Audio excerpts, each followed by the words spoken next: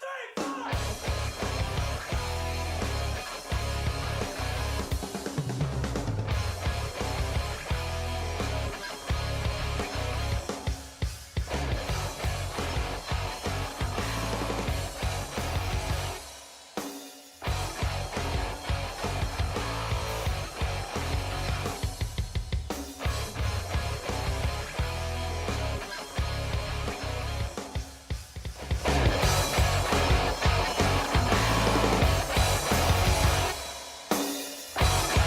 It's the cycle of life.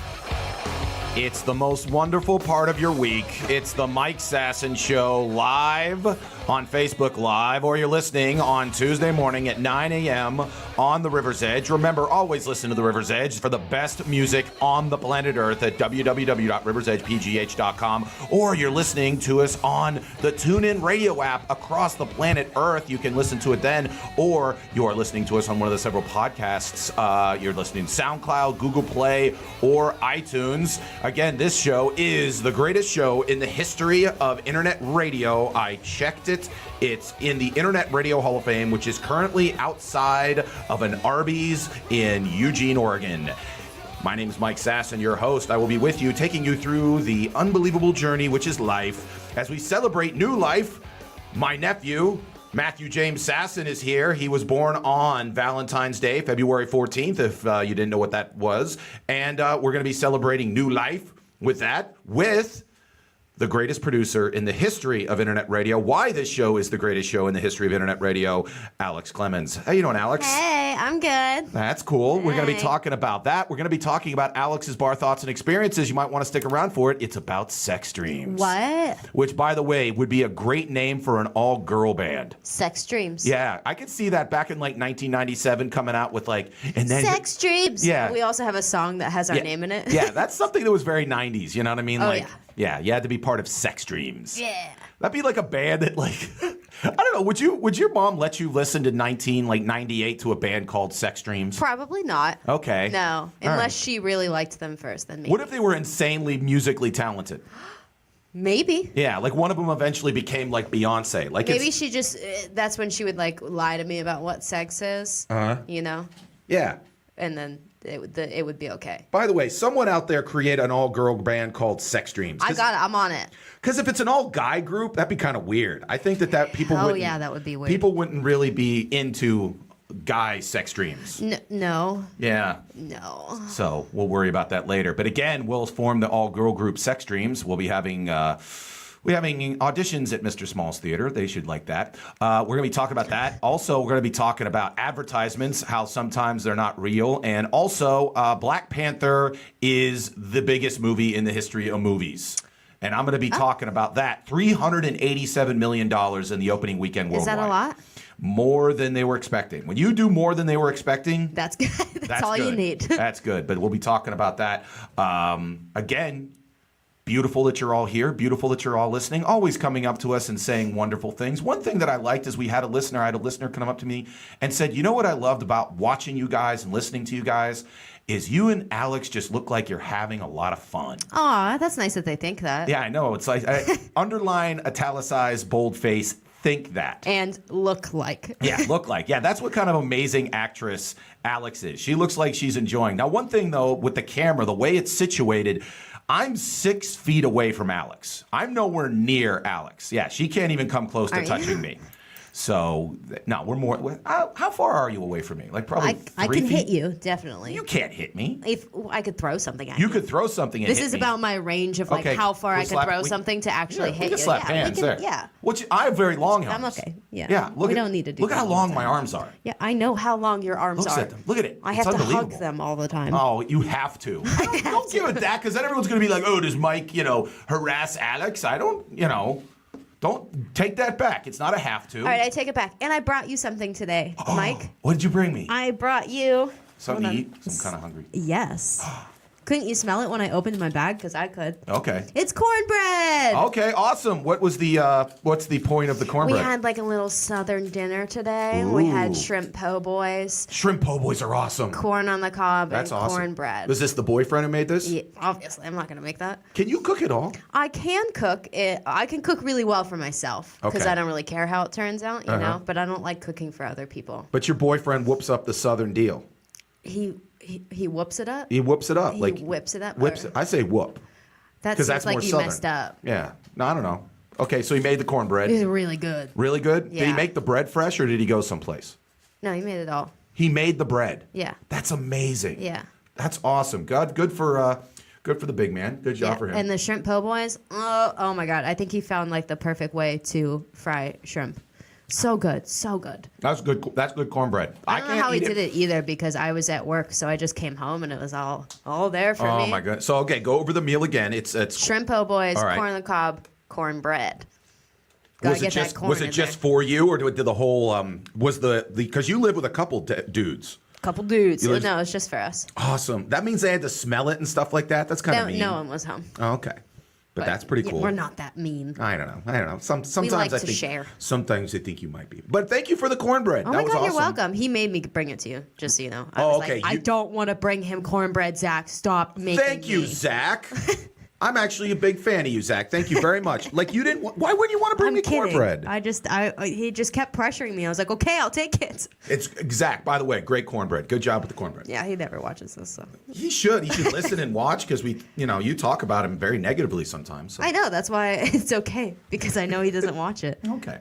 All righty. Well, something more positive then, even more than that cornbread, because that was made recently. Something else that was made recently, my new nephew, Yay! Matthew James Sasson. Little stunner. Yeah.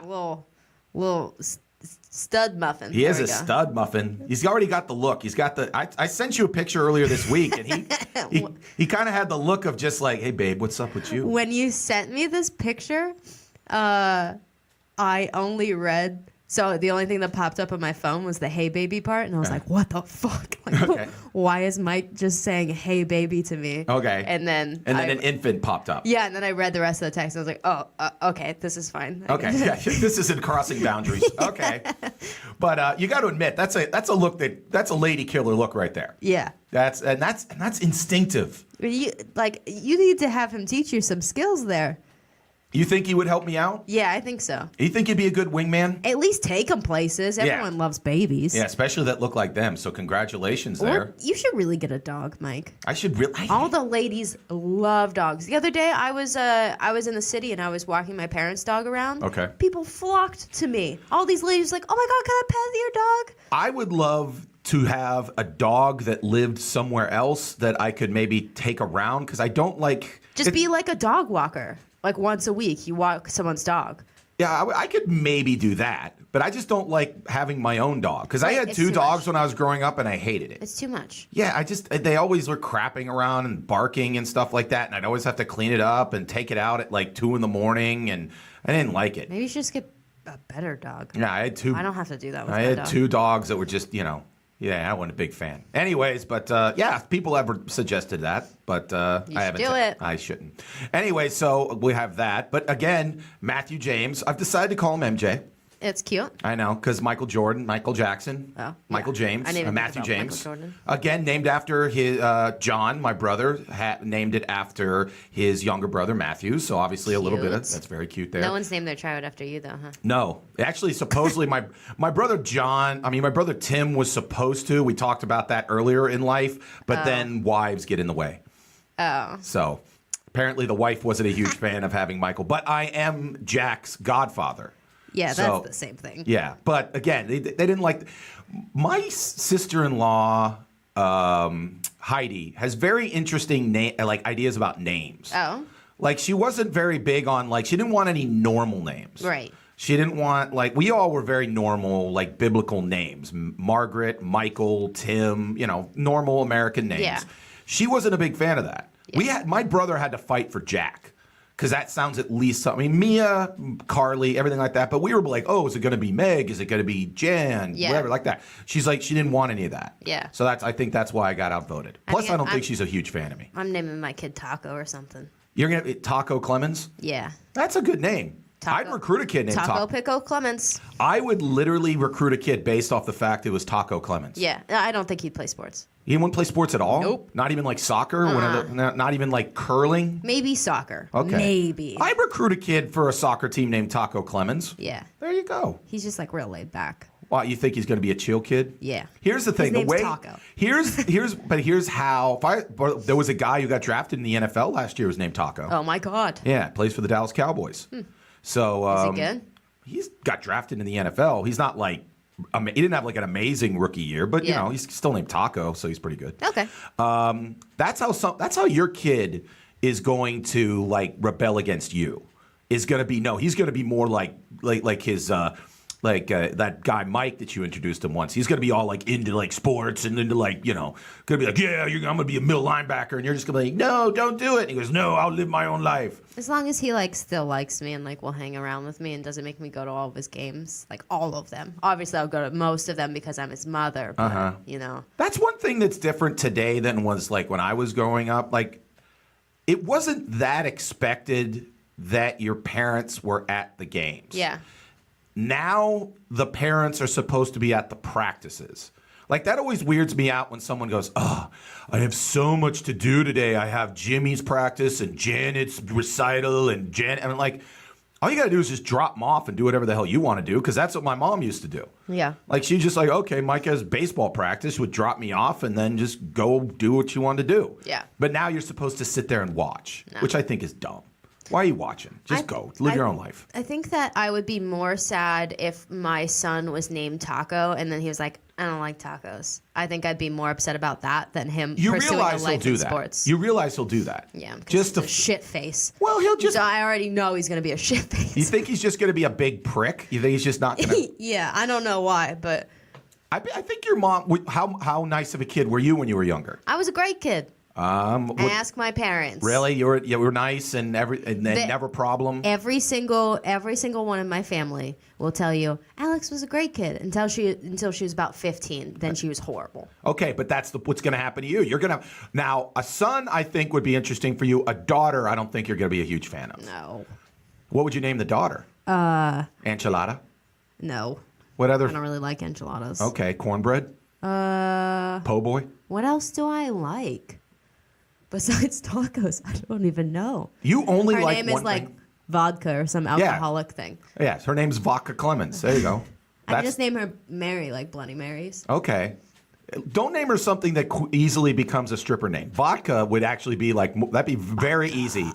On the main stage, vodka. That'd be pretty whatever. That would be good. Yeah. Raising her right. Raising her right. Taco and vodka. Taco and vodka and keeping her on the pole. Now that would be because you would know exactly what she's doing. And like the wild times that you led in your teenage years. Right, yeah. And then I know what's happening, so I don't have to worry as much. But no, you worry constantly because you were a handful when you were 15, 16 years old. I was just a shitty person. You were just a shitty person, and now someone should have just been like, Alex, you're being a shitty person. Stop being a shitty person. And your grandma, and I mean, now her grandma, your mom, will be sitting and just laughing her face off. Oh, just laughing hysterically. Yeah, I'm ready for that. Yeah, that'll be what happened. But by the way, again, Matthew James, who's already perfect, he's very much. He was born at 9:04 Pacific Standard Time on February 14th. My sister's birthday. There you go. They share a birthday now. They should go hang out someday. First one to be born outside of Pittsburgh, because the other three obviously were born in Pittsburgh. Born in Los Angeles. Now, I will say that one thing, and I was very kind of concerned because he was a little early. Right. But you know what? He was competitive. He's like, none of this. The combine's in a couple weeks. I got to watch that. So he's sitting there going, I got to watch the combine. I got to see who the Steelers are going to draft. So we're going to get on that. And not to get philosophical, but it's my show, so I'm going to. When a baby is born, you really start to kind of realize that like all life really is just one giant cycle. And then in that cycle is just little cycles. Because like, okay, you're born and then eventually you grow up and you think you're the whole like focus of the universe, and then you realize you're not, and then you hopefully meet somebody, and then you have your kid, and then all of a sudden you realize, like, hey, this is theoretically my replacement. This is the person that is going to, take the name, take the going forward as the representation of you on this planet and everything like that. And then the cycle just continues. And then eventually you become a grandparent. You laugh at your daughter naming her children Taco and Vodka. And then you drop dead. What a beautiful, beautiful sentiment that was. But then you become a tree or whatever you want to do. Whatever you want to do. You can become fucking fireworks. Become fireworks. Boom. Win. Victory. Getting it done. Do what we got to do. Remember, comment away on if you're watching the Facebook live feed, and we will talk about said things and talk about whatever you want to do.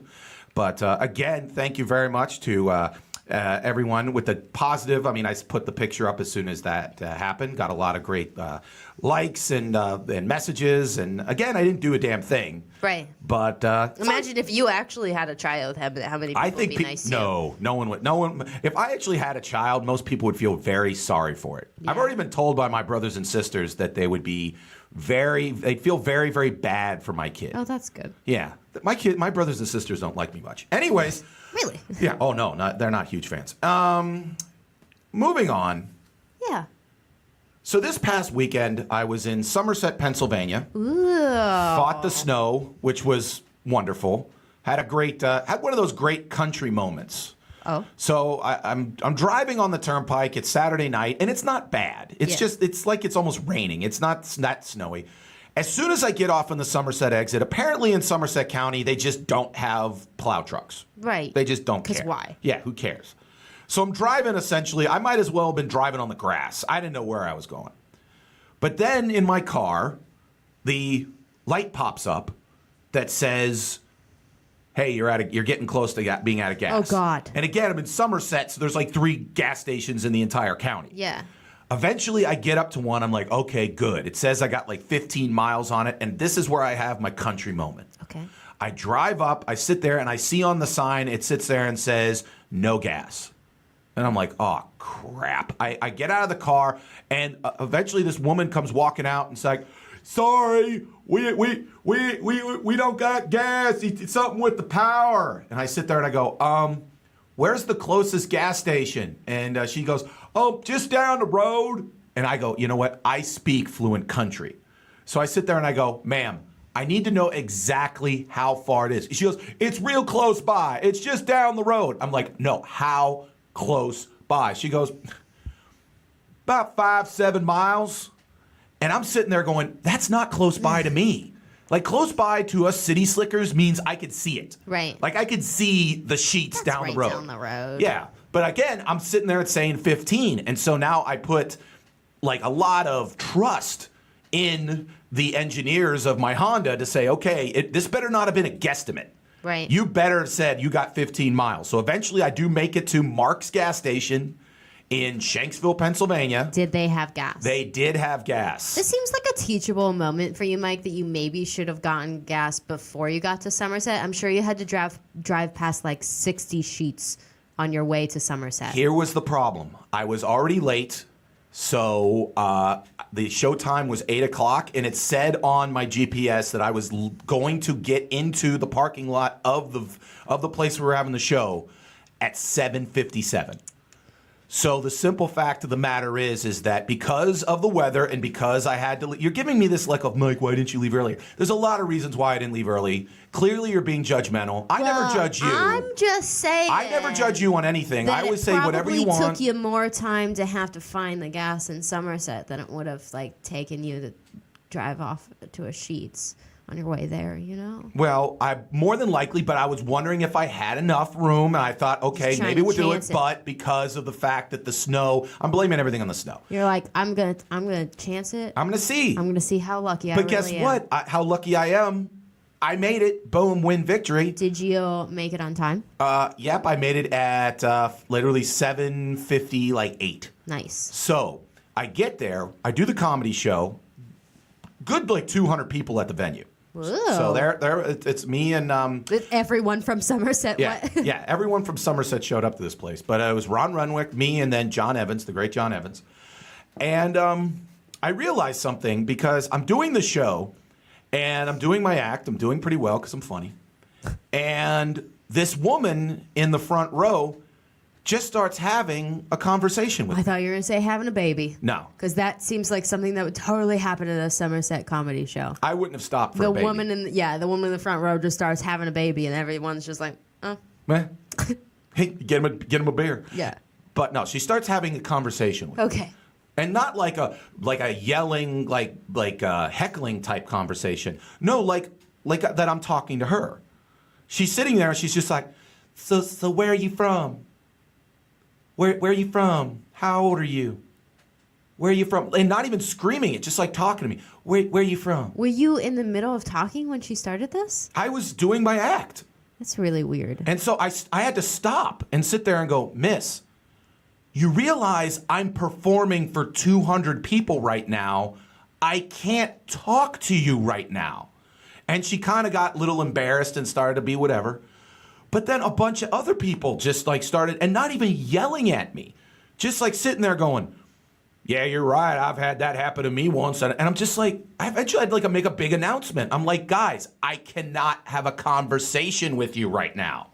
So then after the show, I was at the bar. I was sitting there watching the Penguin game. And this guy comes up to me and goes, hey, you were great, whatever. But I got to tell you, this is the first time I'd ever seen live stand-up comedy. Ah. And so I realized that, you know what, there was probably a good amount of people there that don't understand what you're supposed to do at a stand-up comedy show. Were you the first person? I was the second. Oh, Ron was the host. Did they do it to? Did they do it to Ron? No, they didn't do it mostly to Ron. It's weird. Well, maybe they Maybe did. they I didn't connected watch. more Yeah, with they you. may connected more with me, I think. But so what I came up with is the 4 things you're supposed to do at a comedy show. Okay. All right. Number 1, laugh. Oh, no. Okay. 1, laugh. 2, clap. Okay. 3, be quiet. But except for clapping and laughing. Yeah, if you want to laugh, you can laugh. If you want to clap, you can clap. If you want to stay silent, you can stay silent. Right. Or 4, leave. Those are the 4 things you're allowed to do. And also drink. Well, that's other things you can do. your Like you can drink eat on. or you can drink, but even keep that quiet, because that was another thing. The waitress, which who again, the most amazing people are the waitresses, the servers at like comedy clubs, because they're very quiet. They know how to be very discreet. This woman is screaming at the top of her lungs like, yeah, I got a Italian hoagie and I got a chicken wing. And I'm just like, again, I'm trying to do a comedy show and this woman's screaming at the top of her lungs with the order for a giant table.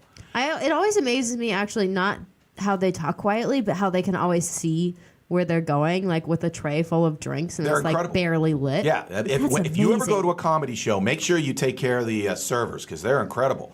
But these servers, they just didn't know. And again, I really think that needs to be said about a comedy show because so many people, especially in Pittsburgh, who've never been to a comedy show, that's all you're supposed to do.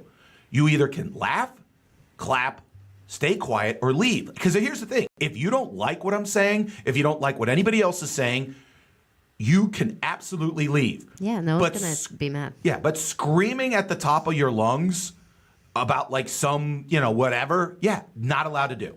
Not allowed to do. Maybe you should have had one of those like recordings before the show that's like, please silence your cell phones. You have one of those that says all of your roles. Well, here's the problem. At like a comedy club, they do have that. Yeah. At the venue, sometimes when I've hosted, I have to make that announcement, and it sucks because it's like you're the teacher, and you're sitting there going, all right, stand up straight, eyes on me. You just have to have like a pre-recorded thing that has like some funny lines in it. And how will I get cute. pre-recorded thing into microphone system? You tell the person who's running the microphone, say, hey, play this, please. How? What do you mean, how? Well, like how? Am I supposed to bring a CD with me everywhere? You bring a little tape recorder. Don't you have one of them? I don't have a little tape. Do you have a little tape recorder? Yeah. Okay. Everyone should have a tape recorder. Okay, then I need a little tape recorder to play this because it's very hard as a comedy fan. I think you're mocking the fact that my job is very difficult sometimes. No. Sometimes it's very difficult to make sure people understand what to do at a comedy show. I'm trying to make it easier for you. Okay. I'm just telling you. I'll buy you a tape recorder. Thank you. Buy me some more, and again, the cornbread was wonderful, and buy me a tape recorder. But coming up next, after she gets me a tape recorder, she's going to do some drinking. And then she's going to tell you what she wants to talk about. For Bar Thoughts and Experiences, you're listening to The Mike Sasson Show on The River's Edge at www.riversedgepgh.com. We shall be right back.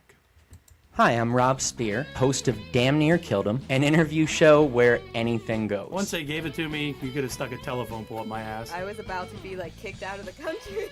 That's where they send the worst of the worst. In a psych ward, normal things seem so weird in there. He was making $5,000 a month doing gay audiobooks. Hear some stories from people who have been to the edge and back. Thursday morning at 9 a.m. on riversedgepgh.com or download on iTunes. I mean, that's some pretty cool shit. Again, it's the Mike Sasson Show on The River's Edge. You're listening to The River's Edge, where it's the best music, the best talk at www.riversedgepgh.com or on TuneIn Radio, or you're watching right now on Facebook Live, or watching after the fact on our Facebook pages. Or again, remember, if you're watching us on Facebook Live, remember to like the show, because that's how you get all the wonderful Mike Sasson Show content directly to your Facebook. To your butt. To your butt. I don't know. I'm not the technical person. Apparently, Alex says it goes to your butt. Directly to your butt. Directly into the butt. Also, you might be listening to us on one of the podcast formats, iTunes, SoundCloud, or Google Play, or on the TuneIn Radio app. Someone who loves to just do wonderful things with internet radio, plus tacos, plus vodka. It's Alex. Bar Thoughts and Experiences. Maybe y'all can relate. My style's dope any way that you slice it.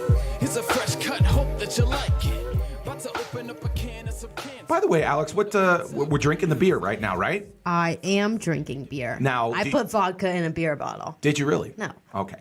But do you feel that helps you in terms of show producing? No. You just feel that's your thing? Just, Sunday night.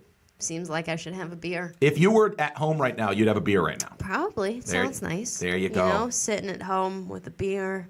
And cornbread. And cornbread. Beer and cornbread sounds like a nice here? country band. That'd be a person open up for Kenny Chesney. Beer and cornbread. Coming up next on the main stage, beer and cornbread. And then he'd sing something about the troops. Anyways, it's Alex, Bar Thoughts and Experiences. Alex, tell us about your bar thoughts. So last night, I didn't have a sex dream per se last night, but I had a dream where one of my coworkers sent me some nude photos. Male or female?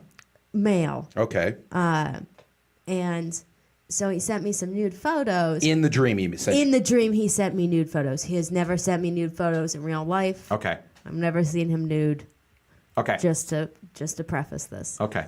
So I had this dream, and I was like, I woke up this morning. I was like, in the dream too, he was sending the nude photos as a funny thing. I don't know guys really junk. how. Has that ever worked with you? I mean, a lot of guys have probably sent you their junk. Okay, I know. The look on your face is like it's most of my phone's memory is with men's penises. But let me ask you a question. What percentage would you say have been sent in jest? I don't know. Probably 0.0%? Yeah. Okay. So most have been sent to allure you. Yes. Now, to allure me. By the way. They totally all worked. They all worked. But by the way. Keep them coming. Keep them. Yeah. That was very much a joke. Anyways, let me ask you. Now, what the question everyone has to ask is, in the dream, how well endowed was he? Pretty well endowed. That's the most important thing he'd probably ask. Yeah, but he turned them into a meme in the dream. Okay. But anyways. Mm-hmm. So this morning I woke up and I was like, should I tell him this? No. Or should I just keep it to myself? You should do it on radio. That's what you should do. That's exactly what I should do. Yeah. I did tell him though. Okay. He thought it was hilarious, and he was like, "You should totally." But I feel like I got it into his head, like I should totally do that in real life. Yes, she did. Yeah, he did. He's thinking that that's a subtle sign that, like, if a woman comes up to me and says, "You know what? I had a dream about you." Back of my head, I'm like, okay, her subconscious is saying, This is a guy we need. This is what I want. Yeah, this is what I want. And it just takes time to get up to the front of the brain. Have you ever lied about having a sex dream about someone to allure them? You're like, oh, you did that to them. You're like, I'm not smart enough to do that. Yeah, I've done that a lot. You've sat there and gone up to a guy and just been like, you know what? I had a dream about you when clearly you didn't. Yeah. And so on the spot, did you have to make up the dream? Yes. It's typically if it's like different people, then I can just say the same dream. You know what I mean? Yeah. Like it happened the same way. But I don't have good sex dreams. Yeah, most sex dreams are just kind of like, it's just, sex is happening, but it's not something typically where it's like clear and focused, like this is what, it's just like, there's like a feeling of, okay, there's sex happening. Mine's worse. Mine are always the very opposite people that you would want to have in a dream. It's never like anyone like famous or like anyone cool or anyone remotely okay. Okay. It's always the worst people. Like I remember I had this one with this kid that I went to high school with, and just like, like if that happened in real life, I might throw up. Okay. Like that. So to answer your question, Alex has had tons of dreams about me. Because that's the look that you would have. I totally just gave away my thing now, though. Okay. Because now people, if I tell them that I had a sex dream about them, they're going to think that they're the worst person in the whole world. Yeah.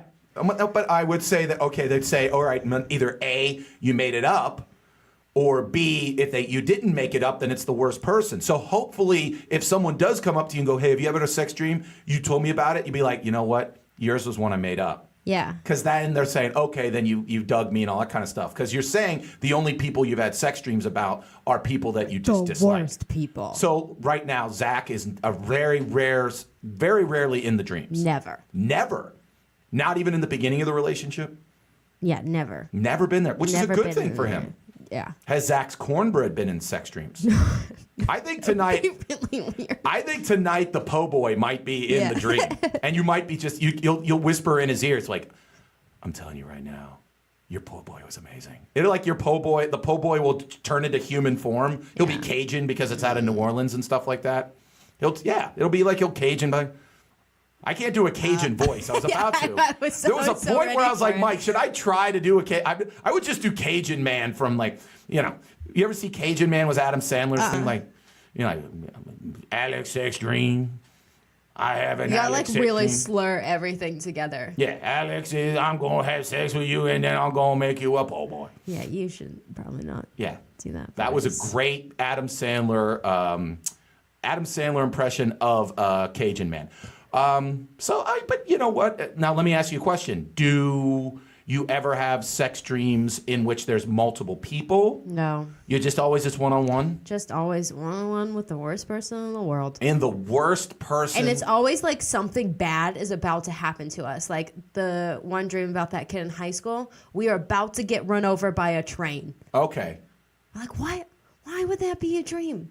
Why can't I just have normal people dreams? And I remember my freshman year roommate, she would always wake up and she'd be like, oh, I just had this great dream where I was like having sex with Kanye West on an island. Something like that. Oh, no, I never have like great dreams. I just have dreams where just like, I just know something bad is like happening and then that's it. You know how people have like lucid dreaming where they can like kind of control things that are happening in the dream? Yeah. I feel like if I had that, I would just probably have sex with everyone in my dreams. Like even they'd be sitting there going, like it'd be a dream about you going to, visit your relatives in Ohio and like you'd be paying the toll booth guy and the toll booth guy, you're like, yep, gonna screw the toll booth guy. Yeah, just to know, Just to know what just to know what Herbert on the Ohio Turnpike's schlong looks like. Yeah, it's like, why not? It's not like anything's gonna happen. I just live this out in my dreams, Do you wonder most time where you sit there and say, I wonder what that guy is in the sack? Yes. That's like my whole life, really all I think about. And then also if I see couples together, I'm like, what are they like together? The thing that I'm getting more about is as people get older is like if one of the guys is like just like really like old and whatever, the woman's just turned into a real, B word. Is I always sit there and be like, what was that person like to get that person to be attracted to him? Like, how much have they changed? Yeah. Because I can't imagine this woman that's like yelling at someone at Starbucks about the fact that there's too much like sugar in her coffee. Was at one point some guy looked at her and went, yeah, across the room, yeah, I want to bang her. Yeah, I want to bang the hell out of that. Maybe they just had a child together. And then they got stuck together. Yeah, again, children, they're your replacement. They suck your life force. Yeah. By the way, congratulations again to John and Jordan for having a child. But again, that was Sex Dreams.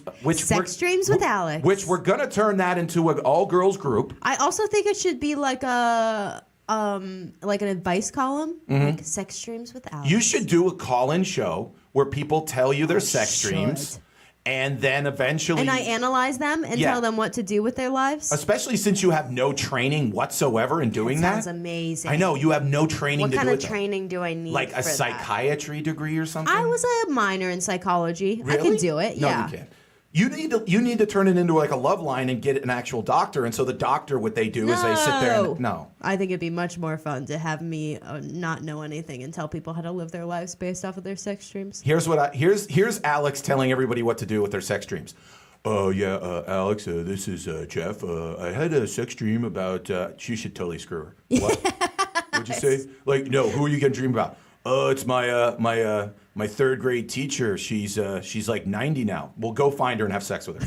That's my advice. Do it. You gotta do it. You gotta get it out of your system. Yeah. Now that you dreamt about it, you have to do it in real life. That's every single thing would just be like, yeah, screw her. Yeah, screw him. Yeah, screw both of them. Yeah. Thanks for the call. If you can't find them, screw someone else that looks just like them. Yeah, find someone that looks like them, or at least make someone look like them, and that's where Alex helps in terms of making people get prostitutes. Again, like I need you to look like my third grade teacher. Alex That's where told me. sex robots come in. Sex robots would be more like a techno band that we would form. Right. Sex robots be like a Devo type thing. Yeah. Yeah. It's like a spin-off of Sex Dreams. Yeah, like one of the Sex Dreams people, like the most talented one, would eventually form their own band called Sex Robots. Yes. The level of genius in this room has almost reached a level that I am impressed by. Anyways. Blows your mind. Blows your mind. Speaking of blowing your mind, it's 5 Takes. Play my theme song.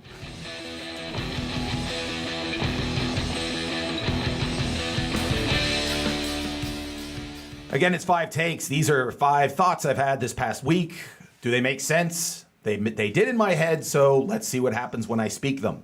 Number 5, if it's good, then all the bullshit you make up about why it shouldn't make money is out the window. Want proof? Got proof. Black Panther, $387 million in estimated worldwide box office in the first week. Now, 160 some odd million of that was domestic, and the rest of it was overseas, which proves something that people thought for years, which was, films with mostly black cast maybe do well in the United States, but once you go overseas, they don't make any money. Guess what? Yeah, they do if they're good. If you give them the support and you give them the marketing and it's a good story, it doesn't matter if the people are black, if the people are gay, if the people are tall, short, blonde, Asian, doesn't matter.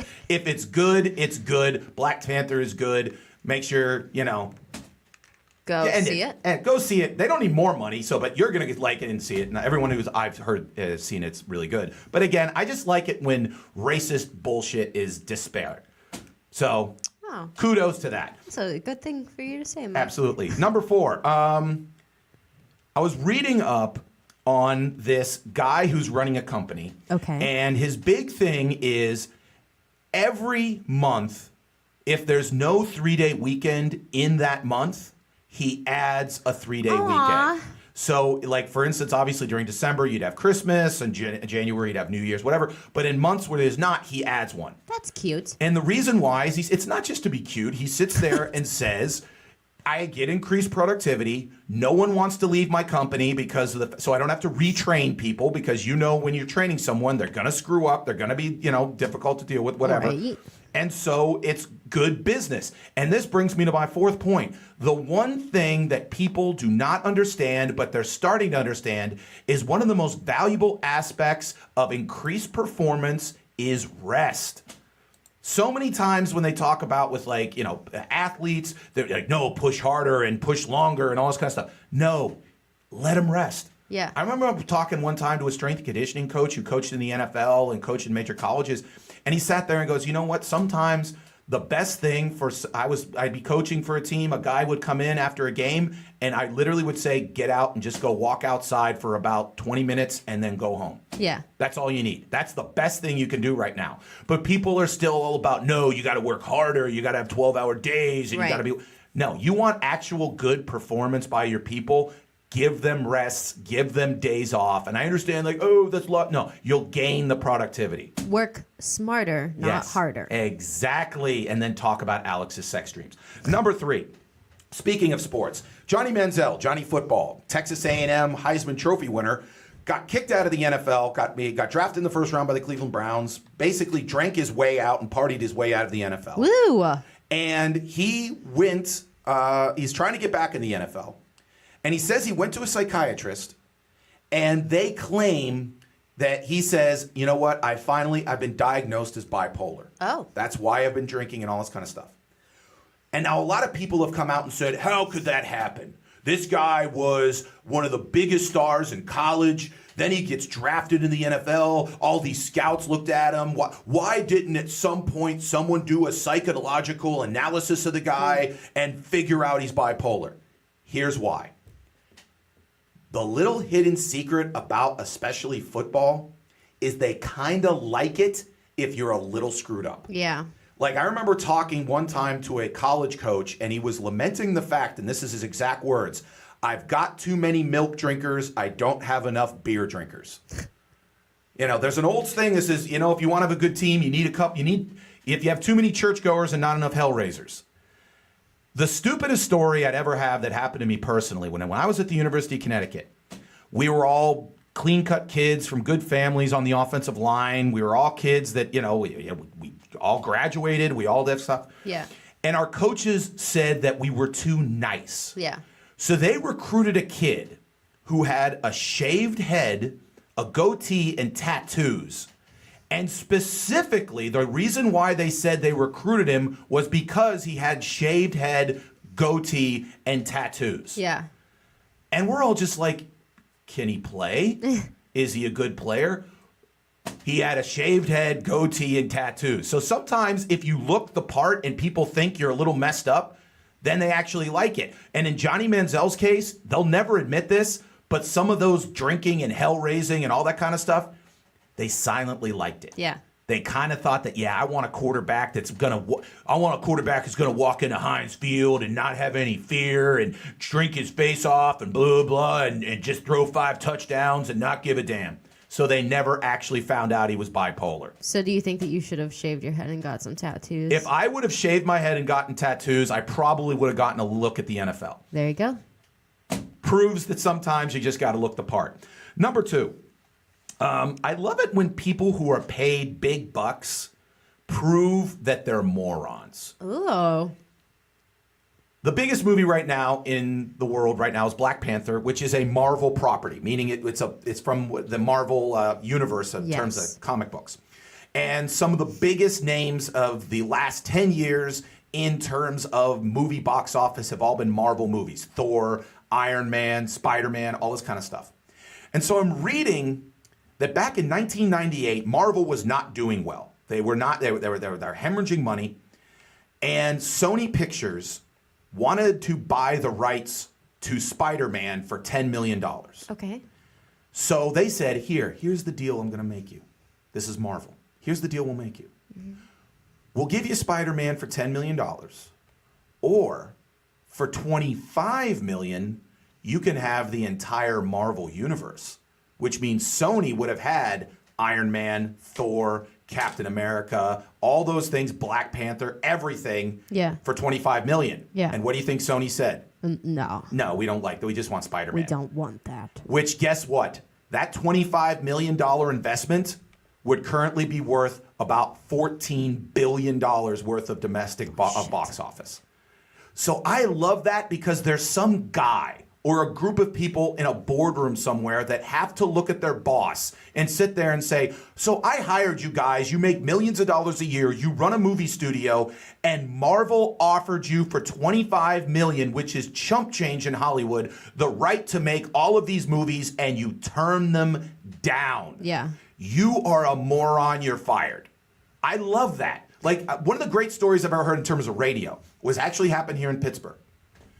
Rush Limbaugh, at one point, who you can disagree with his politics, he was, and probably still is, one of the highest paid people in the history of radio. Right. Guy at one time was making $50 million a year being in radio. He was in Pittsburgh as a radio host. And his name was actually Bill Christie. He was a top 40 DJ at KQV. They got new ownership. They listened to him. And the program director came up to him and said, we'd like to make you a salesman because we think you have no future in radio. That guy is a program director in radio, had Rush Limbaugh in his studio, in his building, and didn't want to put him on radio. Yeah. And then the ultimate, which I've ever heard, and I want to find the interview with this guy. I've combed the internet for it. Back in 1962, Brian Epstein was the manager of the Beatles. Mm-hmm. He was up in Liverpool. He had these 4 guys. They're crushing it. Yeah. He goes down to London, has a meeting with a record company executive, and says, here's their demo. We'd love for you to sign the Beatles. Yeah. He said, I think guitar bands are over. We're going to pass. Someone passed on the biggest musical act in the history of recorded music. Yeah. Someone whose job is to pick pick bands to produce records had the Beatles. John, Paul, George, Ringo had them. Listened to the record and said, nope. I like that you said all of their names there just so that everyone knew for sure which Beatles you were talking about. But the reason why I did it is for dramatic effect. Yes. That's why you're on the radio. That's why I'm we on hope that someone doesn't pass you up, Mike. Well, here's the point. They all have. Thank you very much. Moving on. And then the number 1. So I saw this ad. Obviously, when you go past tons of websites, you get this one Tons ad. of porn sites. Tons of porn sites. I see this one ad. Read the ad. I know your eyesight's pretty bad. It really is. Okay. I am really realizing that today. Okay, so I will read it though, just for you, because it's in big letters. Big letters. It says, get a 9-inch penis guaranteed. And Take one pill for extreme growth. Okay. One pill. One pill for extreme growth. 9-inch penis. 9 inches. Guaranteed. Exactly 9 inches. No matter what penis you start out with, you're gonna get 9 inches. That's my point. So what if some guy has 8.5 and he's like, okay, I just want to get up to 9. Right. Or a guy has a 1/2 inch penis. He's like, yeah, you're gonna get me another 8.5 inches. Yeah. This is an incredible pill. This is incredible. And then on top of that, okay, let's say for instance you take the pill, it takes you from 4 to 6. How do you call up? Who do you call up to actually say, yeah, my penis is not at 9 inches? They must have a great customer service department. But do they have to sit there and send you a picture? Do you have to send a before and after? I mean, Yes. You have to go in and be like, look at this. Look at this. And then take a ruler. And I bet you they have messed up rulers. Yeah. And they sit there and be like, no, that's 9 inches. Yeah.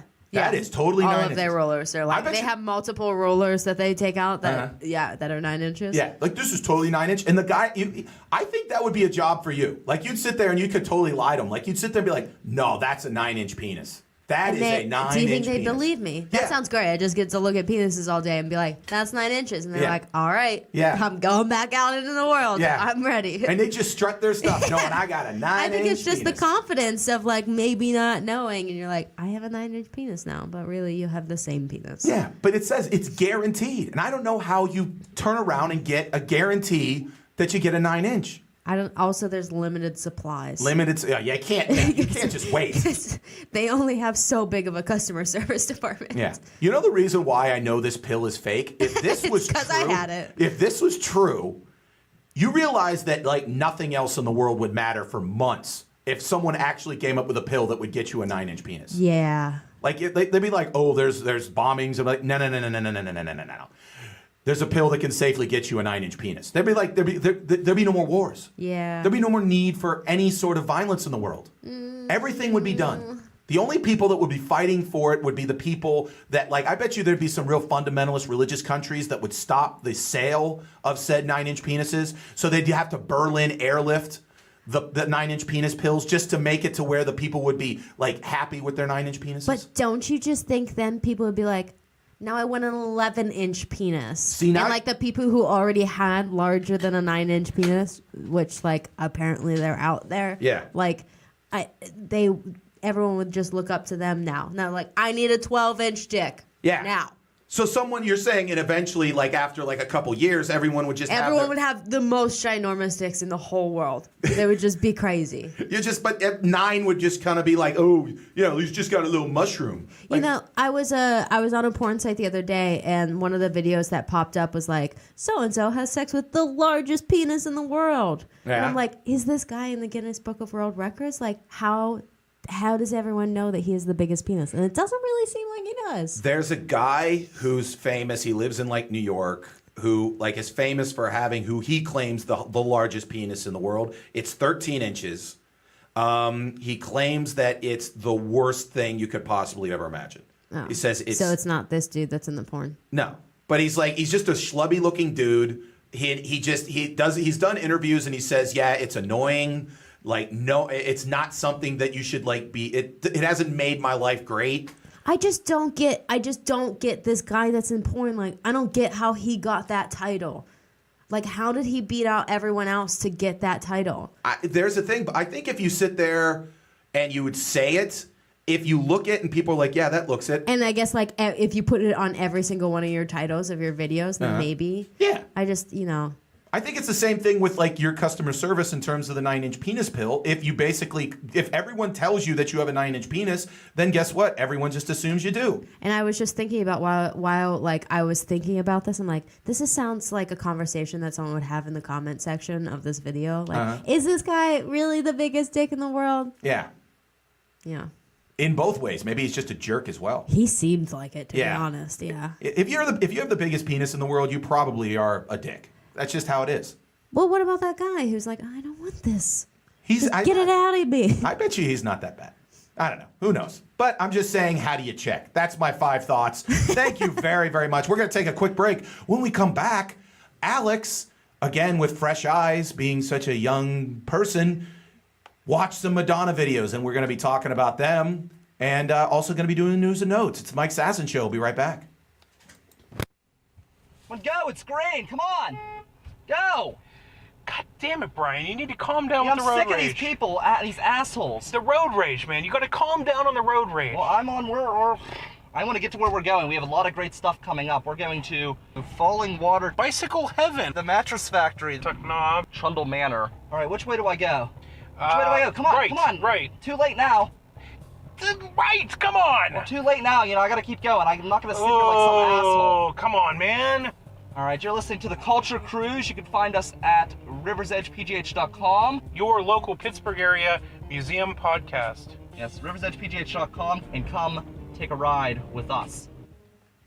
You are listening to The River's Edge at www.riversedgepgh.com, where you get the best music, the best talk. Also, you might be listening to us on the TuneIn Radio app across the planet Earth, or you are listening on one of the several podcast formats, iTunes, SoundCloud, or Google Play, or you're watching us on Facebook Live. Thank you very much to everybody out there who keep watching and keep commenting. Again, we will read all your comments at the end of the show, but right now, we're going to do our newest segment called Fresh Eyes, where Alex is going to play the theme song.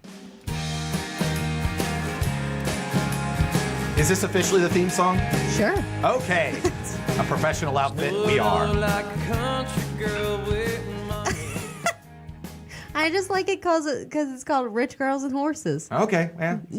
We're not. You can't trust those rich girls and horses. I'm No. pretty sure that's a part of the song. I know several, and don't trust them any. Exactly. So, been doing this for a couple times. I had Alex watch and listen to some Guns N' Roses. Some horrible things. And then some Van Halen videos last week. And so I figured, you know what?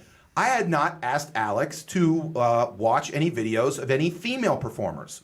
So the most famous female performer probably in my lifetime is Madonna. Oh. And so, what? I don't know. It's just weird. That's not my lifetime. Who's the most famous female performer in your lifetime? Beyonce? Madonna at her Beyonce. peak crushed Beyonce. Yeah, I don't know why. Okay. I don't even like Beyonce either. So. Okay. So again, I said, you know what? I'm going to have Alex watch a female performer. So I had her watch 1980s Madonna. So again, I had her watch 3 videos from, I feel her kind of her creative, which she really broke through to become kind of the icon. in the Like a Virgin era. So I had her watch the VMA performance of Like a Virgin, which was a gigantic step for her. The video for Material Girl, and then the video for Dress You Up. Now, first question, Alex, had you ever seen these videos prior to this? I have not. Okay, so never, but you obviously had heard the songs. Oh, yeah. Okay. Now, I guess the question has already been answered. You don't sound like you're a terribly big Madonna fan. I'm not. Like, I already knew that I wasn't a fan of her songs, but, like, I never, because I wasn't a fan of her songs, never really looked more into her, you know? Like, never really tried. I'm like, I don't like this music. I'm not going to watch her videos and stuff like that. So, yeah, I haven't seen these before, and I was not impressed. Okay, so first one, let's talk about the performance. First off, the performance is from the first Video Music Awards. Yeah. And a little background on it. They were actually, because it was so new, having a difficult time finding acts for it. The host of the first Video Music Awards were a very odd pairing, Bette Midler and Dan Aykroyd. Oh my God, I would watch it just for that. Yeah, they were, which was a little bit too old for like the MTV generation in 1984. That's amazing. I would have watched that. Yeah, but just for Bette Midler, love her. So this performance was from September. The album was coming out in November, so this was a brand new song for her. She initially wanted to do the performance with a live Tiger. And MTV told her, told her no. Because that makes sense with the song. Yeah, but and also the song was actually written by a man. But of course it was. But again, it was Like a Virgin. If you've ever seen it, it's with her in the wedding outfit and all that kind of good stuff. What was your thought by watching the VMA performance of Like a Virgin? Because it really actually set her apart that night. How many fucking drugs was she on when she did that? She said she had a few drinks, but that's about it. A lot of drinks. It looks like when I drink at my house, like drink an excessive amount, and I'm like, I can't even go out of my house right now, so I guess I'm just gonna like stay in my house and drink and dance and stuff, and I put on like a cute outfit and stuff, and I'm just like going around my room. That's exactly what it looks like. She is basically just caught up in her dress the whole time, and it looks like she's just fumbling around. And then the end of it, she's just like humping this little piece of like mesh stuff. I'm like, what is happening right now? And how afterwards, like, I feel like there was a tiny bit of a pause to people were like, okay, like, do we clap now? What exactly happened just now? The story goes is the reason why it was kind of a screwed up thing is, number one, like one thing that I noticed is incredibly simple. There is nothing happening. Yeah. There is absolutely like no lights, nothing like that. No like, dancers, no band. Nothing happening in the background. Yeah. No, there's just like a fake dude on the cake. Yeah. And that's it. And again, no choreography. Right. She's just walking around singing like a virgin. Fumbling around. She actually lost her shoe. Yeah. And so that's why kind of like she was just rolling around and all this kind of stuff. She showed us her butt because like eventually whatever. And again, this is 1984. So like think about like this is, 34 years ago or whatever. And when they left, people thought that she had ruined her career. Yeah. They thought that she had just given such an awful performance, but people watched it and absolutely were just floored by it. I guess it was like a different thing for that time. You know what I mean? Like really no one else was fumbling around with their dress and showing their butt and stuff and humping mesh. But like, I don't know. She was absolutely like she was riding a dick. Like she looked like she on national TV. And then the very ending, she's just like basically face down with like her skirt up and her butt out. And it looks like she just did a bunch of coke with someone, like had sex, and then that's how she ended up. And I can't understand how people thought this was a great thing. Oh, it made her. Yeah. It absolutely made her. I think people were like, she is a train wreck. Like, we're just going to follow this and see where it goes. Because that's the only explanation that I can possibly think of to why this made her popular. Okay. So moving on to then they always call her, like even today, if she has a story, she does something like the Material Girl Madonna. Yeah. So you never actually had seen the video for Right. Material Girl. Yeah. It's actually based upon like a Marilyn Monroe song, Diamonds Are a Girl's Best Friend or whatever. And so she does this. Again, visually, it was the thing that set her apart as well. Yeah. What did you think of the video? I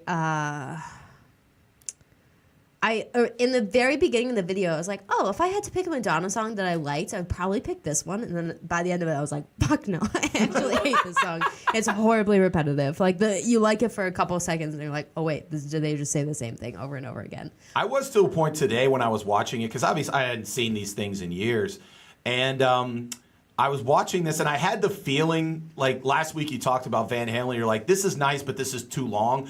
The Material Girl song, I was just like, this song's about a minute and a half too long. Right, and it's just like all of the dancing and stuff is the same thing over and over again. I do like that it kind of ended up as like somewhat of a love story-ish, And it's just like, oh, here's this dude who doesn't have anything.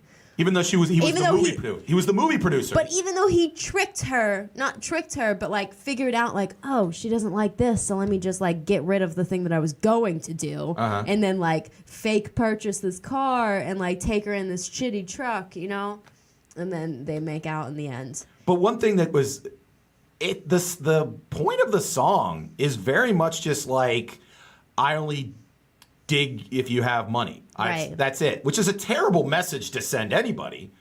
I think that the one thing that really annoyed me with this video is that like her singing like in the video, like obviously she's not really singing. No one's ever really singing in their music videos, you know. It just nothing lined up.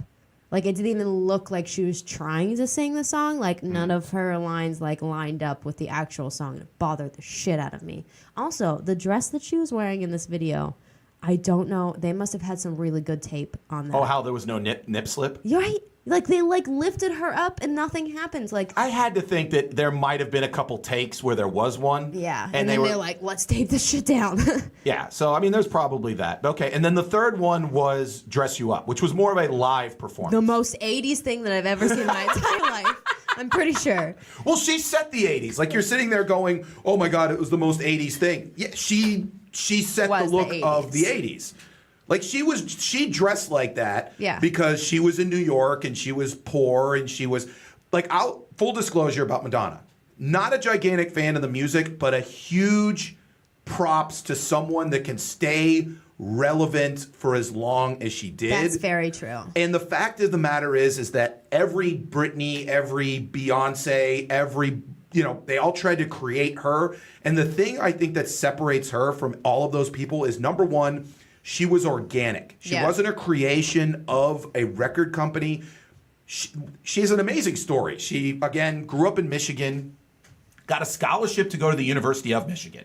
So she had a little bit of smarts. Yeah. Leaves to go become a dancer at like 18 and moves to New York by herself with $35.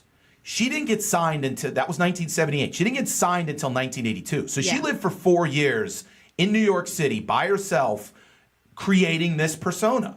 And then this was 1984 when she really hit. And so I have to give her props, which is one of the things I think why she's not like had those moments where like with Britney where she shaved her head and did all that kind of stuff, is because she was 26 years old when she was doing that. Yeah. So she had a little bit more background, whereas Britney Spears was like 19 or 18 and all that kind of stuff. Yeah.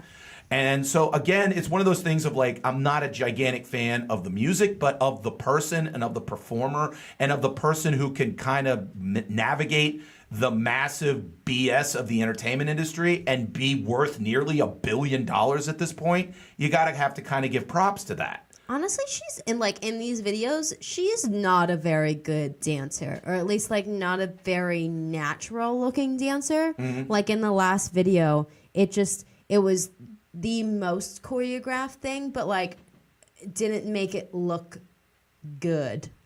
It was like, okay, it was almost like, it kind of looked like they had someone play Madonna and like they had just replaced her like 20 minutes before the show. So that person had to learn all of the moves in order to go on just then. And that's what it was. Like it didn't look like rehearsed very much at all. Like I which is ironic because again, she had a dance scholarship. Right, exactly. Yeah, it doesn't make sense. Someone said that the thing about Madonna is like they said that she was a performance artist attempting to be a singer. Yeah. And now let me ask you, could you understand why she was popular? Yeah. Yeah. I also forget that she was like young at one point. Yeah. That's because like she's always looked the same to me since I've been alive. And I'm like, oh wait, she was actually like young and like really good looking. Well, that's one thing that's always weird. Like I was watching, like I told you, I watched the Rolling Stones documentary on Netflix, Crossfire Hurricane. Yeah. And you watch like Mick Jagger in 1968, and you're used to 60, 70-year-old Mick Jagger with the lines and everything like that. And you don't realize that, this guy at one point was a kid. Yeah. And he's been doing this for nearly 50 years. And that's, again, if there's one thing that I really, if there's a knock on Madonna, is the fact that it seems like she can't not be as close to this Madonna as possible. Right. Like she didn't become Barbara Streisand and put on an evening gown and be more like elegant and everything. No, Right. she wanted to be the club hopping, material girl kind of Madonna for the rest of her life. See, that's the one thing that I think I like about her more than other people is that like it really seems like this is how I'm going to be. I don't give a fuck what anyone is going to tell me. Like, this is how you should be. Like, I'm going to be who I want to be and continue being like that. Well, one forever. thing, people that have, that have been with her have said that she's very much like, she's very matter of fact when it comes to business. She's very matter of fact when it comes to her relationships. Yeah. Very matter of fact when it comes to sex, in a sense that, hey, I think you're attractive. Let's get together. Let's do this. Boom. Yeah. Okay, now leave. Bye. I had a good time. Bye. Yeah, that kind of stuff. Which, especially in 1984 and even in 2018, can be viewed as being, again, feminist and progressive and everything like that. Yeah. But again, now, surmise Madonna. What was something that you were kind of just shocked by, other than the fact that, oh my God, at one point she was young? Oh my God. She's not very good at dancing. And also, how many drugs was she on when she did Like a Virgin? Compare her to Van Halen. I guess I think I'd rather watch. I feel like they'd be really tied. As like what I would want to watch. Or I think there's more talent in Van Halen, personally. Well, you also have like more people. I mean, like I think Eddie Van Halen trumps anything that would be, yeah. And then even David Lee Roth as a performer. I think David Lee Roth's a better dancer than Madonna. Yeah, I could see that. Yeah. Yeah. And it seems I don't know. It's kind of hard to compare the two of them. Just because they're kind of very different. I think they're both music. They're both very well, not even music. I think that in terms of performance, I think that Van Halen in 1984, as opposed to Madonna in 1984, David Lee Roth had more going for him than Madonna did. And David Lee Roth at the time was in his like late 20s, early 30s. Yeah, if I had to choose, I would listen to neither. Neither. Yeah. Okay. Well, again, that is fresh eyes. That's what you want out of it. Again, comment away. Had a lot of positive comments about the Van Halen one. Oh, really? Absolutely. So thank you very much. So again, thank you for. Thank God you hate Van Halen, Alex. I don't think you said you hate. Thank God. I don't think you said you hated Van Halen. I did not say that. You said that you were just I don't use that word. I think you were your exact response was, eh. Yeah, exactly. Now, okay, give me one word for Madonna. Same exact word. Really? Yes. So is hate to you? No. Okay. No. It's just like borderline, but not quite there. Speaking of borderline, that was a Madonna song. Moving on to news and notes. Oh God. Okay. You really scared me there, Mike. I'm sorry. Sing the song. News and notes. No. News and notes. You're done with that now? I'm going to continue it. News and notes. All right, a lot of things happening in the world right now. Obviously, talking about gun control, talking about the opioid epidemic, talking about government shutdowns. But today, the big story, there was an op-ed piece in the New York Times in which a woman, Honor Jones, lamented the fact and said that women need to stop when they go to the gym wearing yoga pants. Why? She says that only reason why you wear yoga pants in a gym is for your butt to look good. Why is it that I have to look sexy in the gym? Why can't I wear sweatpants? I was gonna say, what the fuck else is she wearing? Sweatpants get in the way.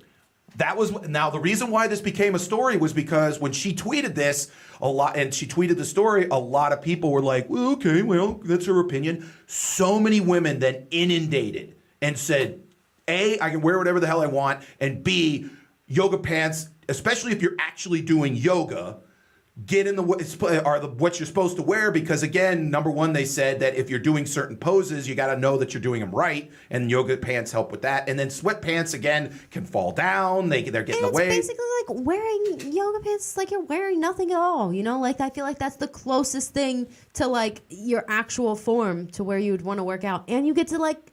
I don't know, I want to motivate myself and be like, hey, my butt looks really good right now. I should keep doing this. By the way, yoga pants really help make the butt look amazing. Yeah.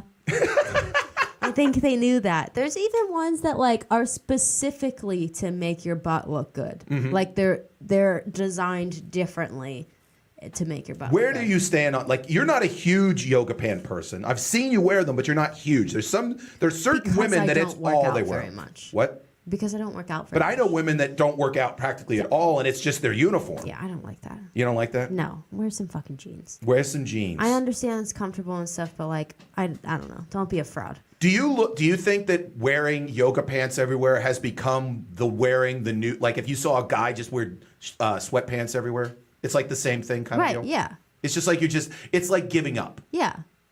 Like trying a little harder. Try a little harder. Yeah, especially like to the bar and stuff. Wear some jeans. Wear a skirt. Go crazy. Go wear a skirt. Now the problem, I'd say, some people sit there and say you're at a bar, something can spill, whatever like that. But you're saying jeans, skirt over yoga pants. Yeah. Okay. But when you work out, you're in yoga pants? Yeah. Okay. Never in the sweatpants. I don't even own. Oh, I guess I do technically own sweatpants. I only wear sweatpants when I'm like, it's like Sunday and I'm not doing anything. There you go. But you can't. I'm like eating potato chips. But that's one thing. When you wear sweatpants, even when you wear sweatpants and you go out and you're in the gym, it is kind of it's a very frumpy look. And it's just like they make me so hot. Like if I'm working out, I'm just sweating my dick off. Yeah. You don't want to sweat Alex's dick off. Mm-mm. Moving on to something about dicks. A woman, Karen McDougal, former Playboy Playmate of the Year. So cute. Has come out this week and said that she too, and at approximately the same time that Trump was having an affair with Stormy Daniels, said that she was having an affair with Donald Trump. No. Yeah. No. So he took the... now, again, this was, if you forget, about the time when he was already married to Melania and Barron had been born, and now it looks like that Trump was, basically getting some strange. Her last name is perfect for her face. Really? That looks like a McDougal? Absolutely. Have you seen her? Like, did you see her eyes? Well, I gave you the picture. So yeah, like her eyes are like McDougal eyes. Those are McDougal eyes. You've got those McDougal eyes. Like instead of Betty Davis eyes, we go McDougal eyes. Yeah, they're a little bit like frightening. You think she's got scary eyes? Like she's got scary woman eyes? Great. Everything else, a little scary eyes. So like if she was in the bar and you had a guy friend who was like, dude, I'm going to freaking score that. You're like, watch out. Those are crazy eyes. She may be crazy. Have you ever done that for a guy friend where like you look across and like some girl's looking at me, I think she's hot. You're like, that's a crazy bitch. No, I don't think so. You've just been like, go after it. My guy friends are usually pretty good at that.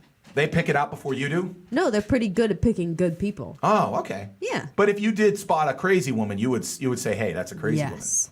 Okay. Absolutely. Absolutely. That's a way to go. But one of the things that I thought was interesting about this was, again, I didn't know this, but this is how kind of Hollywood and politics work.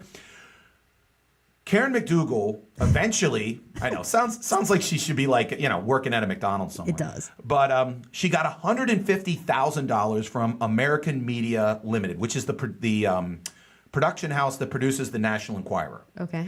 Now, she got $150,000 for the story. So she thinks, oh my God, I've got it exclusive. They're going to publish the story about me having an affair with possibly the future president of the United States. Yeah. But apparently there's something called catch and kill, which means essentially what the National Enquirer will do, especially if the person is friendly to the National Enquirer, which Trump is very friendly with the publishers of the National Enquirer, they will pay her off, get the story, get the exclusivity so she can't go anywhere else, and then kill the story. Ooh. So again, and she said, who cares? I got $150,000. Exactly. Her point is like, hey, I got the 150, but the National Enquirer, there's two things they do it. One, they say that Donald Trump basically told the National Enquirer at any point, hey, I'll give you stories. Yeah. I'll tell you what I'm doing to give you like enough to where you can do whatever. But if it's something damaging to me, hey, keep it under wraps.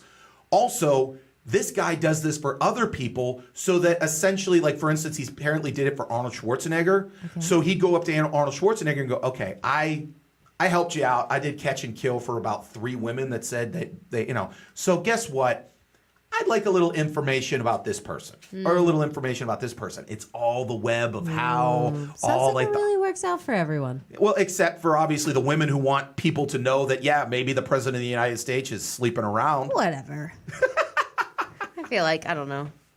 I'd rather have a president who's like sleeping around than, I don't know, doing worse things. Like granted, I guess it's not. We have both. But yeah, he's both. But, well, here's the thing. Someone always goes out with politicians and they'll say, "Why do we care about their personal lives?" Here's why. It's not necessarily that we care that a person is sleeping around or cheats on their taxes or whatever like that. It points to their decision-making abilities. Because at the end, you can't possibly go up to a candidate, whether they're running for dog catcher or whether they're running for president of the United States, and go over every possible situation that you'll ever face. Right. You kind of have to analyze how this person makes decisions. Yeah. And so if you find that this person is sleeping around, you kind of get to a point that, this person made an oath that they're going to be with this woman. They had a child together, and apparently it really didn't make much of a difference that they did this. What other oaths is he willing to break? Yeah. If he's willing to break that oath. All I need to know is that my president is having sex. That's all I need to know. Consistently. Yes. Now let me ask you a question. Are you confident that Michelle and Barack were having consistent sex? I could see that. I think so as well. I think that they had that covered. Okay, George W. and Laura. Yeah. Especially when early in the presidency, I thought Laura was secretly one of the best looking first ladies. Whoa. She was not bad looking. I just want a single president. Never will happen. I know. Never. That's what I'm rooting for. Never will happen. I'm rooting for How about a it. single woman president? That'd be cool. Is she a floozy? Oh, absolutely a floozy. And I'm all about it. You're all for floozy president. Yep. That's our movie idea. Ooh. Floozy president. And maybe a different name. Like that's what it's about, and like that's in the movie, but maybe a different name to sell it. Who plays floozy president? Ooh, me. Okay, there you go, President. Got it. President Alex getting strange in the Oval Office. That'd be an amazing premise. Like, you're the best president. The economy's doing amazing. Yeah. Everything's going great. But you openly take a different dude to every state dinner. Yes. Like, you do interviews and you're just like, you go into like the White House and you're just like, yeah, bang the dude there, bang the dude on that table. Yeah, and bang then like the dude there. everyone who was in like my press conference, I just like wink at everyone in the audience. Yeah. And like you go, excuse me for 1 second, there's like a new hot dude, and you're like, excuse me for 1 second, I have an urgent need. And you're just like, And then you just hear moaning, and then you come back out and you go, well, I'm good. What do you got? As long as all the politics are okay. And then you get like peace treaties because like other hot like presidents of other countries you like do, and so you get like great trade deals and stuff. The only problem I could see happening with this is that maybe some people would be mad that I wasn't having sex with them. You know what I mean? So someone goes, hey, this is floozy president, and I should be getting some, and you're like, no, you're ugly. Yeah. And then all of a sudden they launch missiles. Because they're like, you're not going to tell me that I'm ugly. Yep. And then I'm forced to have sex with people. Yeah. I don't think that. Maybe you have a vice president floozy. And like she takes it for the team. Yeah, she takes the D for the team. Yeah. What do they call that in Jersey Shore? The grenades. Yeah. Yeah. So like Kim Jong-un's a grenade, and then you have to send over your friend who's like Secretary of State. Yep. Who's maybe a little bit, not as good looking as you. Her name's like Patrice. Yeah, Patrice. You got to take care of Un, and you're like, okay, whatever. Yeah. I think this is an amazing idea, and I totally want this to happen. Or my whole cabinet's just made up of prostitutes. Why do they have to get paid? Why can't... See, that's the difference between like a floozy and a prostitute. A floozy just does it for the love. Right. Okay. Yeah. So just a lot of like even floozies than It's just me. a whole cabinet of floozies. Okay. There you go. This, you know who would obviously president play, in you know her- who would honestly play this? This would be Amy Schumer's next film. No. And it would totally work for her, and she'd crush it.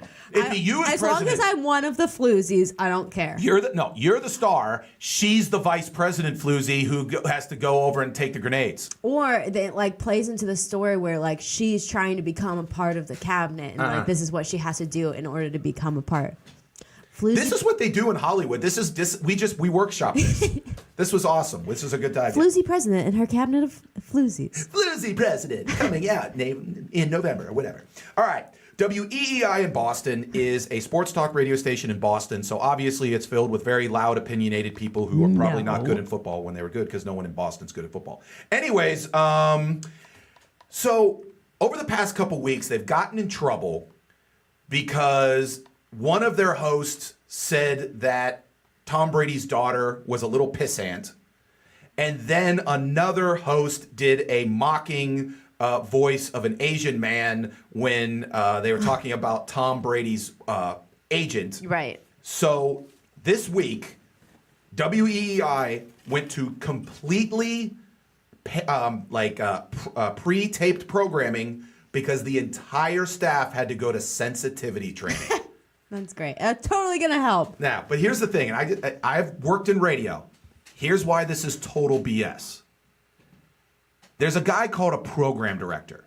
His job is to make sure that everything is said on the air is his responsibility. These guys didn't all of a sudden become jerks. They were told to be jerks. They were told to be outrageous, to push the envelope. And now the fact that they have to go to sensitivity training, again, is not going to help. Essentially, it's to tell the advertisers, hey, from now on, we're not going to be calling the most beloved freaking, player in the history of New England Patriots history that his kid is a pissant. So that's why I think this is total BS. But, good Who for the them. hell even says that? What? Pissant. Someone in Boston. Imagine in a Boston accent. All right, guys, a little pissant, wicked, dumb, whatever. Cares, Okay. by the way. I love Boston accents. No, do you really? I love all accents. Really? Even Yes. Mark Wahlberg's Boston accent? No, except Mark Wahlberg. Okay. Someone you probably would like is Gwyneth Pugh. Now, Sorry, that's he needs a new ridiculous name, but he has a very interesting story. 12 years ago, he was an ugly fat guy. Yeah. And so he was working as an insurance salesman, and he decides that, you know what, I don't want to be an ugly fat guy anymore. And so he goes to his barber, and his barber sits there and says, you know what, I think because your face is, kind of ugly, that you should grow a beard and maybe lose a few pounds. So he decides to grow a beard, lose 98 pounds, and it was so good that he started an Instagram account, became a good-looking guy, and now he's a model. I'm so confused about this. Why? Because the dude, okay, I understand that like he changed a lot of things and stuff, but his nose doesn't look the same. His nose in these two pictures looks very different. Maybe he had such a fat nose. Like, can you lose weight in your nose? I don't Is that know. possible? I thought that your nose was just your nose forever. And also, like, they had to dye his eyebrows and like reshape them. Also, his eyes look like they're a different color. There's so many things that I'm like, this dude doesn't even look like the same dude. Apparently, all he did was lose 95 pounds and grow a beard. And grow a beard and then go to the barber and be like, make me beautiful. That's and they it. like dyed his eyebrows and like his hair even looks like a different color. Here's the thing that sucks about this from a dude's perspective. What? Every dude has kind of in the back of his head that if all he had to do was like give me a couple months to train and get me a good stylist, and I could be as good looking as any of those guys you see up I on think there. that's in everyone's head, not even just men. I think that's in women's heads too. If like, oh, if I just start caring more and like start doing these certain things and I like go get my hair done and I go do all of these things, then I will be one of these models. That's how it happens. That's how it works. But one of the things that always gets with me is like you'll watch like The Rock's like workout regimen. Yeah. And I'm a bigger guy and I try to work out occasionally. But the thing is like you go, you know what? I did The Rock's workout for like 6 months. Yeah. And guess what? Didn't look like The Rock. You aren't what? Yeah. But the thing is then they showed like what he really does, like not what they put in the magazine. Yeah. It's like, I work out 5 days a week, twice a day, 3 hours each time. I have a chef produce and I'm just like, no way. Like, yeah, I can't do that. I can't. There's no human being that can do that unless you essentially your job is to be, the most jacked dude in the world. I'm very happy for this guy, dude, because he's an attractive ginger. That doesn't happen very often, and especially full ginger beards. Doesn't always work out. The great comedian Andy Picaro, who is now in Los Angeles, had a joke about that he goes, in gingers, they're either the best looking person you've ever seen or the worst looking person. There's no fives with gingers. I have never seen the best looking ginger. I think that is that picture is of the best. Yeah, he might be the best looking ginger. Well, just like I've it ever goes seen. back to that guy who said he had the world's biggest penis. Maybe this guy should advertise himself as the best looking ginger in the world. He really should. Yeah. He's pretty. If that guy was in the bar, you'd be like, and he came up to you, you'd be like, hey, Alex, I'm the best looking ginger in the world. You're like, you know what? I got to do the best looking ginger in the world. Yeah, but as soon as he shaves his beard. Oh, he can never done. shave his beard. Yeah, exactly. You're big on beards anyway. That sucks. So I am. But he's got, he's beard for life. He would be, I am going to start a beard photography business. And he would definitely maybe be one of the first people. There you go. It's all good. And you know what, Alex, huge fan of beards and huge fan of gingers, so all works out at the end. A couple more stories. Oh, God. What do you give me, oh, God, for? I don't know. What was that sound? You sounded like you were going to talk about something horribly horrible. No, everything else is good from now on. Okay. Do you have $500,000? I do not. Okay. Right now. If you guys have $500,000, you can, on eBay, contact a man named Chris Moon, who is the man who discovered Prince in Minneapolis when he was 18 years old and helped him write his first single called Soft and Wet, which I listened to the song. It's maybe the worst Prince song I've ever heard in my life. Can you sing a little bit for me or let me It's in just on the details of the song? It's like a disco song and it's just soft and wet, that kind of stuff. Okay. By the way, best Prince impression That was pretty in good. the world. But here's what he's doing. He's retiring. He wants to make money. So what he's offering on eBay is if you have $500,000, he will give you the writing credit so that for the rest of time, it'll say Soft and Wet, written by Prince and, let's just use me, Mike Sasson. Which, if I was a billionaire, I'd totally do this. I mean, yeah. Why not? Wouldn't it be cool? Eventually people would forget, and you'd be just oh, you know who wrote Prince's first song? Me. I think it'd be a great way to get people in bed. Yeah. You just carry that around with you, like the little album cover. You're like, look at this shit. Yeah. Look what I did. But then they might think that you're really old.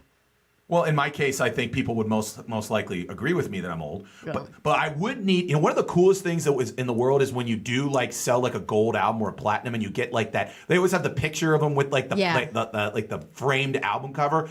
I'd love, because I don't think this sold real well. But if it did, and they had okay, you also get the album, you get the thing, I would totally put that up on my wall because that'd be such a great conversation started with a woman. Yeah. You walk by and be yeah, this is my platinum single when I wrote Prince's Soft and Wet. And, yeah. And then eventually she's gonna get both of those things. The only thing that win, sucks victory. is I guess that it's a pretty shitty song. Oh, it's obviously a song written by an 18-year-old Prince. Yeah. And it's before he wrote a couple good songs before he hit with Purple Rain and with 1999. But this song definitely was not among them. Now, one thing that I thought was interesting in the Wikipedia page, Chris Moon credited him not only as discovering Prince, but in the Wikipedia, he goes, introduced him to the premise of the double entendre.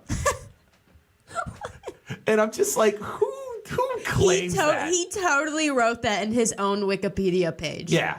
They introduced the concept of the double entendre to Prince. Oh, my God. That's where it came up with Soft and Wet. You don't understand, Prince. Soft and wet, meaning, obviously soft and, wet, but also it could refer to sex. And he's just like, brilliant. Brilliant. Anyways, moving on. A lot of redos from 90s and 80s TV shows. Roseanne is coming back. Will and Grace has already come back. Yeah. People now are talking about what other shows are going to be coming back. So on Ellen this past week, Jerry Seinfeld, when asked, hey, would you ever consider bringing Seinfeld back, did not completely shut the whole concept down. He sat there and said, well, it's unlikely, but you never know. Yeah. Which to me essentially he's telling Netflix or NBC, give me an offer. Yeah. If you could make it that it's like the most incredibly lucrative thing in the world, then maybe I'll look into it. Because in 1999, this blew my mind. To try to get him back, they were offering Jerry Seinfeld something in the neighborhood of $120 million Jesus Christ. in 1999 to do one more season of Seinfeld. And he turned it down. Nah. He's worth right now close to $800 million. He's trying to be, and I predict he will be the first billion-dollar comedian. That's crazy. He would do it if he announced that said, yeah, I got everybody here. We're going to, I've got all the people. We're starting to write the shows. Give me your price. Yeah. Especially with Netflix and Hulu and the amazing amount of cash that they have. Yeah. They would blow that out of the water. Yeah. They would literally give him probably for one 10, 15 series, 15 episode run, they'd easily give him $10 million an episode. Yeah. And just him, not even getting Julia Louis-Dreyfus or Richards or any of the other people. See, I don't usually like how they redo shows though, like when they come back with them. Like just come back with these people as like older people, that like, but it's still the same premise. I feel like they try and change it too much or like it's completely different people, stuff like that. One of the things that that I have a problem with the Seinfeld is the whole Seinfeld show was about these four people that lived consequence-free lives. They didn't have kids. They were in and out of relationships. Money was never really that big of an issue. They just kind of lived this like almost a fantasy life, but they were just completely just narcissistic and all that kind of stuff. So how do you take that to another level? How do you just bring them back and they're like, oh yeah, they're in the same place? Right. Or is Jerry married now? Is Elaine divorced? What would be the backstory? And if all of a sudden Jerry now had a kid, how does he continue to live a consequence-free life if he's married, if he has a kid, all that other kind of stuff? You'd have to basically just sit there and say, no, there's still four single people. They're still living that kind of just nothing life and kind of go from there. Yeah. Which makes me But the one time that ever this did happen in my life was when Mario Lemieux came back. And when it happened, my first inclination was, wow, this is amazing. He's coming back. I hope he doesn't lose a step and he looks bad and all this kind of stuff. And when that first game against Toronto happened and he scored that goal, I was so relieved and so happy that he was still amazing. Yeah. That's what I'd want the Seinfeld. I'd want it to be where I'd be scared initially, but then when I'd watch it, I'm like, oh my God, this is hilarious. That's what I want. I'd have such high expectations. I never liked Seinfeld to begin with. I don't think you like anything. I like things. We talk a lot about things I like. I know. Tacos, booze. Tacos, booze. And being a floozy. And being a floozy. Final thing. That's going to be my book title. Beer, vodka. Tacos, booze, and being a floozy. You know what? The book practically writes itself. Yeah. Final thing. Apparently, millennials love avocados. No, we don't. Well, apparently it's become such an amazing product that there are now avocado-only restaurants starting up. I want to go. Really? Are you that big of a fan of avocados? I love avocados. Okay. Well, apparently because of the fact that the millennials are huge fans of avocados, there's this new store in Brooklyn called the Avocadoteria or something like that. And they already are places bursting at the seams, and they have 50 franchisees that want to start 50 different restaurants in other Jesus cities. Christ. That within the next couple years, they say this could be like right now how burger joints became the big thing. Yeah. In a couple years, there'll be like 20 different avocado-only restaurants in every city. that. Are you that huge a fan of avocado? See, I don't understand how apparently we're so big into this, and then I'm at work and I like just eat an avocado like out of the little shell thing, and people still look at me like I'm a crazy person. Who looks at you like a crazy person? Everyone that I work with, I was like, "What are you doing? Why are you eating that like that?" I think most people like avocados in something. Yeah, but like avocados are just good by themselves. They're just good. They're just good. I'm a huge and they're fan- so useful for so many things. Like you put on your face. It's good for your face. Good Really? fats. Yep. Okay. What does it do to the face? I don't think it does anything. I used to there was like this mask that I looked up the one time. It was like mix avocado and honey together and put it on your face. Okay. And you listen to anything you And watch it, on the like, internet. I don't know, like moisturizes your skin and Yeah. things. Sounds like, kind of sounds like It BS. felt nice. Anyways. But now I am a huge fan of guacamole. Yeah, I love guacamole. That's how I think most people got started into avocados. Mm-hmm. Yeah. Now avocados are like you can get avocados spread at like McDonald's. Yeah, no, I don't like that. Even like Subway doesn't do it very well. Which place of the mass-produced avocados do it okay? Really, none of. Not even Taco Bell, your Lord and Savior? I've never gotten avocado from Taco Bell. You Do they get even have guacamole. it? You can get guacamole Oh, at it. No, I don't want that. You don't want guacamole in some sort of like you can get it in like one of your salads or anything like No. that? Okay. I really usually only eat like homemade guacamole. Oh, Well, I mean that's when I know what's Hi, in it Pinky. and what's best. By the way, is that one thing you will make? What? Is guacamole? I don't. My mom makes it. She makes amazing guacamole. Okay, and Mrs. Clemens, you never offered me guacamole, and that makes me. She's very met you once. Okay, and she didn't bring guacamole. Yeah, I know. How dare her? Yeah, she What should was have she brought. thinking? She should have brought guacamole to like that's to me that should be the new greeting. Be like, hello, Mike, and then you just and like and then I have chips, and then we go from there. Oh. Yeah. Okay. 'Cause I have I'll chips in remember my- that for next time. Yeah, I have chips in my car. Anyways, thank you very much. That was News and Notes. That was wonderful. And now to the final segment where we respond to whatever you posted. It's Comment Your Ass Off. Play the song. Say hello to the world. Say hello to the viewing. Let's see. Brandon, he says, new nephew. There you go. New nephew, new me. There you go. MJ. Matthew James, big man. Big, already good looking, already lady killer, already dunking on Way people. more of a lady killer than you. Oh, he's way more attractive. Yeah. I even posted, I sent you the picture. I go, continuing the streak of all of my nieces and nephews being way better looking than me. Yeah. Yeah. I'm a hideous looking human being. Go on. He also says, always enjoy Mike's road comedy stories. Love them. Love them. Last night was rough because just the weather. I like them more when they involve strip clubs. Some of them do. Yeah. Yeah. I like those ones the best. Yeah, next time I will do more. I will do more strip clubs just because Alex likes the whole concept. Yeah, yeah. It's just funny things happen there. Heidi. All right. Heidi was watching, and Okay. she says, Somerset! With that many exclamation points. And then she said, hi, Mike. Hi, Heidi.